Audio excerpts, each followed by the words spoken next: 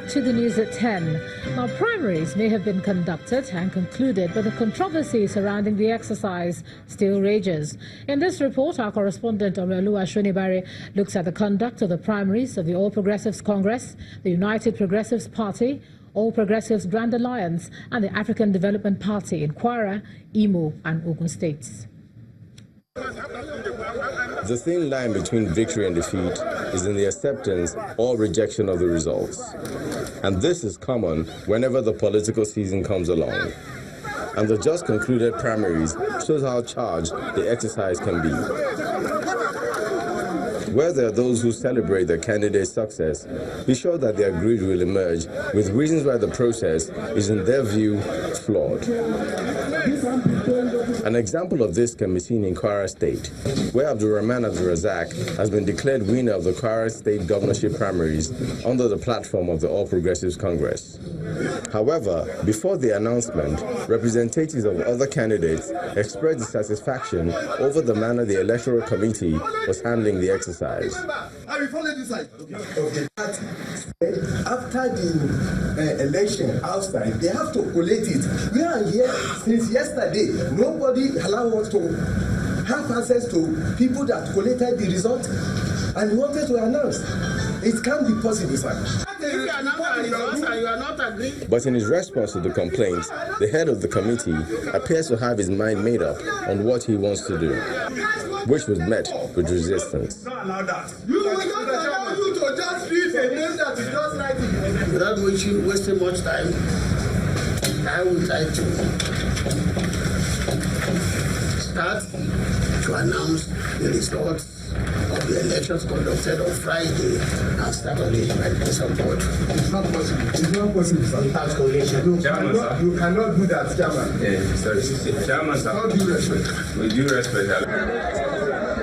In the southwest state of Ogun, the African Development Party, ADP, held its primaries. Dimeji Bankole, a one-time Speaker of the House of Representatives, is announced by the returning officer as the party's choice. A decision met with cheers and songs. I, Chief Ambassador Chamberlain Amade, declare Right Honorable Dimeji Bankole as the winner of today's primary.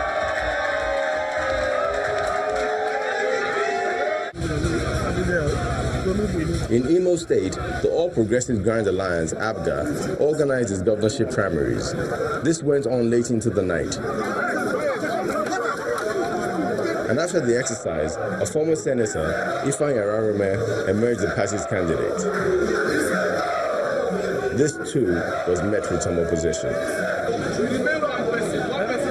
Still in Imo State, the United Progressive Party, UPP, conducted its primaries, and this appears to be peaceful.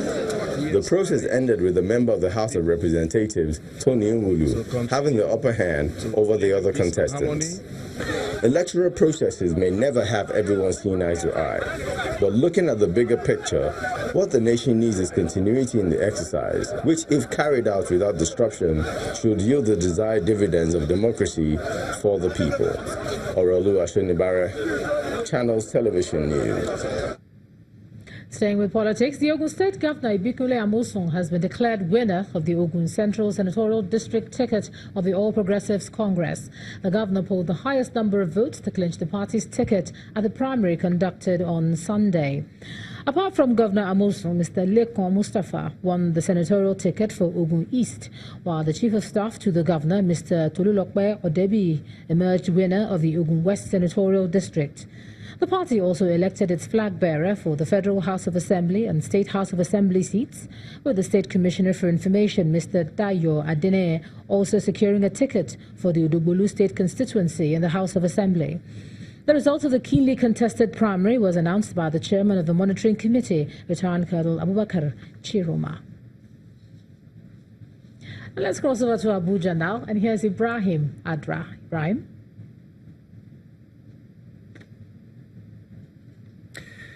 Many thanks indeed, Ijoma. Let's begin with the federal government disbursing over 15 billion naira to over 300,000 artisans, traders and farmers across the country. Vice President Professor Eme Oshibajo disclosed this at the 9th Presidential Quarterly Business Forum at the State House, Abuja, saying over 250 billion naira of the budgeted 500 billion naira for the social investment program has been spent so far. According to Professor Oshibajo, the federal government is working with 8 banks that are very committed to the trader money scheme and the disbursement, with 56% of the beneficiaries being women. Today, of the 500 billion which we provided in 2 budget cycles for social investment programs, we spend under 250 billion in the 2 cycles. We have not spent 500 billion because we simply have not been able to allocate that much revenue to it. And yet, the results are so obvious. If we spend 1 trillion trying to bail out the poor in this country, will make a massive difference.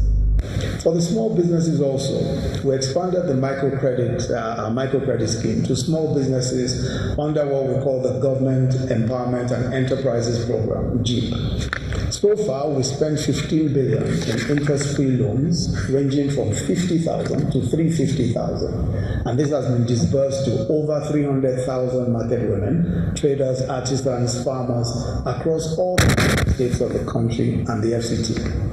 By the way, 56% of our disbursements have gone to women.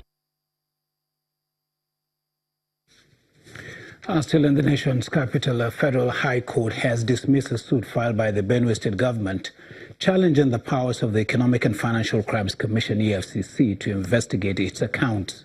Justice Nnamdi Dingba, who dismissed the suit for lacking in merit, ruled that it was predicated on a misconception that the EFCC lacks the statutory powers to investigate the financial activities of a state government. While faulting the judgment, the Benue State government says it would challenge the decision at the Court of Appeal. And the trial of alleged kingpin Chukudumeme Omama Dike, popularly known as Evans, stalled today due to the absence of his counsel from the court. At the resumed proceedings, the court was informed that Evans's counsel, Mr. Olarewaja Ajanaku, sent in a letter explaining that he would not be available and requested for an adjournment. At the last adjourned date, a 5th prosecution witness, Izuchukwu Ezeokwo, had told the court how he traveled from Lagos to the eastern part of the country to drop $1 million ransom for the alleged kidnappers of his employer, Mr. James Uduji. Evans is facing 2 separate charges bordering on conspiracy to kidnapping and attempted murder before Justice Adedayo Akintoye. The case has been adjourned to the 24th of October. And that's it from this end. We'll rejoin Ijoma in our Lagos studio. Ijoma, it's back to you. Thanks a lot, Ibrahim. And over in South Africa, 8 policemen have appeared in court on bail applications for allegedly suffocating a 25-year-old Nigerian, Olamileko Badmus, in October 2017. Elsewhere in Port Elizabeth, a Nigerian, Pastor Tim Omotosho, was also in court as his trial begins for alleged trafficking and sexual offences. He faces over 70 counts of sexual offence-related charges. Our South Africa Bureau Chief Pt.3 reports. It was a bit tense inside and outside the court. Nigerians on one side seeking justice for the killing of 25-year-old Ibrahim Olamileko Badmus in 2017. Some South Africans on another seeking more respect for their men and women in unity.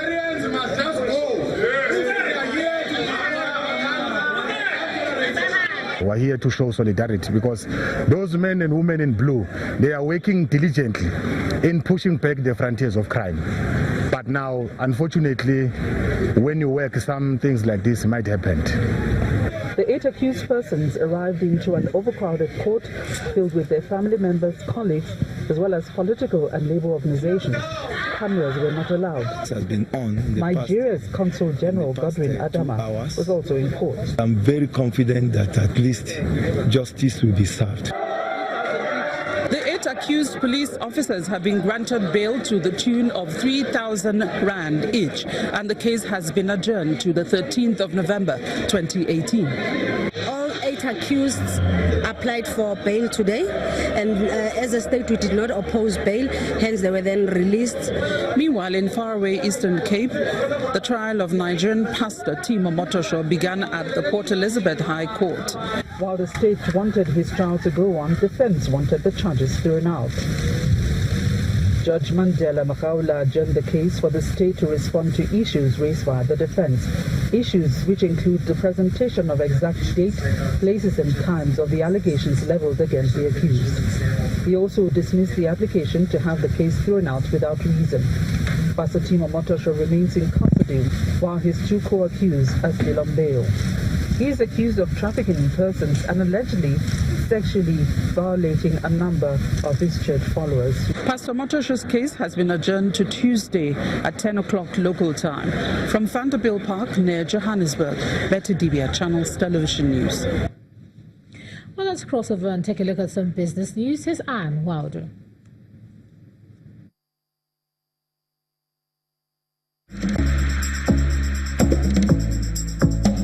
You first. First Bank.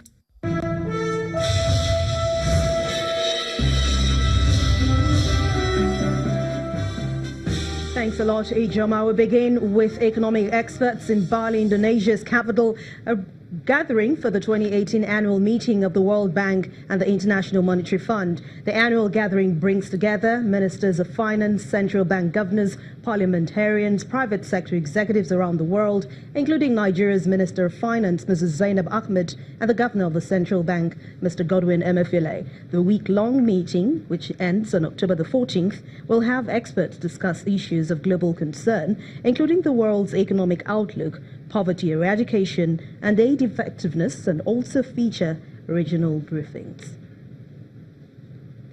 The United Bank of Africa Foundation has commenced the 2018 edition of the annual essay competition for secondary school students across the country. The MD, CEO of UBA Foundation, Bola Atta, while addressing students and journalists, revealed the topic of this year's essay, which borders on the rising environmental challenges and the possible solutions. She also revealed a hike in the cash prizes for the top 3 winners. Humans with different set of skills. Providing access to quality education for the less privileged is one of the focus areas of the United Bank of Africa Foundation. We want everybody to, as much as possible, have a chance at improving their level of education. And as part of its corporate social responsibility, the foundation is organizing its annual national essay competition, open to senior secondary school students across the nation. Is the biggest environmental issue that you think your generation will face? How can this be avoided, and how can it be solved? So the title here is taking into account, something that is big in your generation, and that is the environment. I'm not going to guide anybody in terms of what direction you should look into in terms of writing this paper, but it's a pertinent issue that I think a lot of people and a lot of youth are very passionate about. So we thought this would be a nice essay for you all to pitch in this time round for the National Essay Competition. Knowledge is very important because it gives you that strength and confidence, even when you're a shy person, because when you start to speak, that knowledge just, it gives you that strength.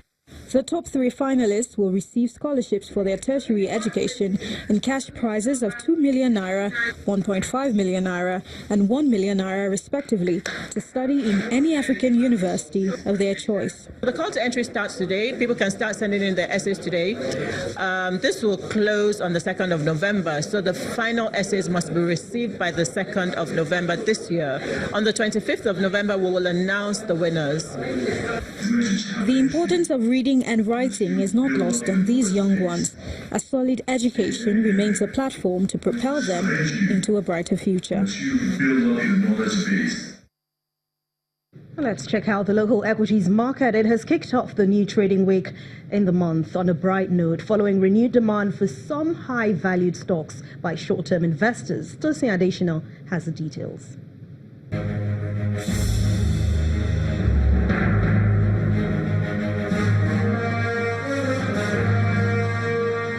Hello and welcome to the Stock Market Report.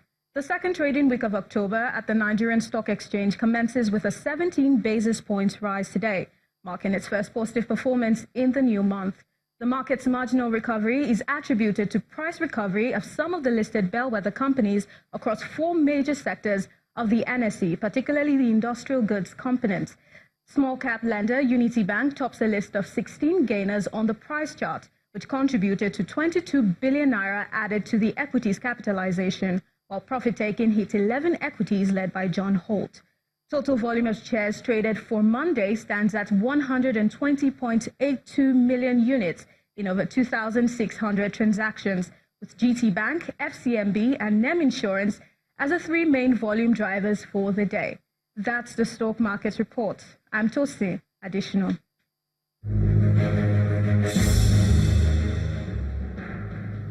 Thank you, Tosin. But it's a different picture for some of the world's leading stock market, except, of course, for Wall Street, amid concerns by investors over rising interest rates. Let's take a look at the figures for today.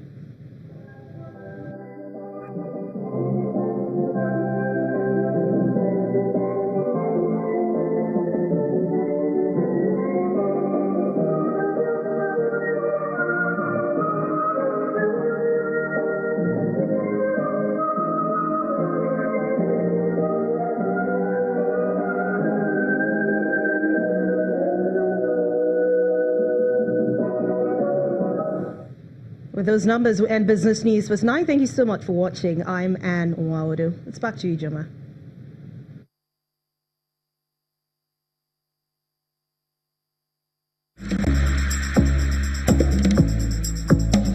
You First.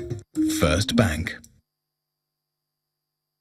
Thanks a lot, Anne. Still ahead on the news at 10, Spanish giants Real Madrid dominates star-studded 30-man shortlist for this year's prestigious Ballon d'Or. That's on sports. Please stay with us.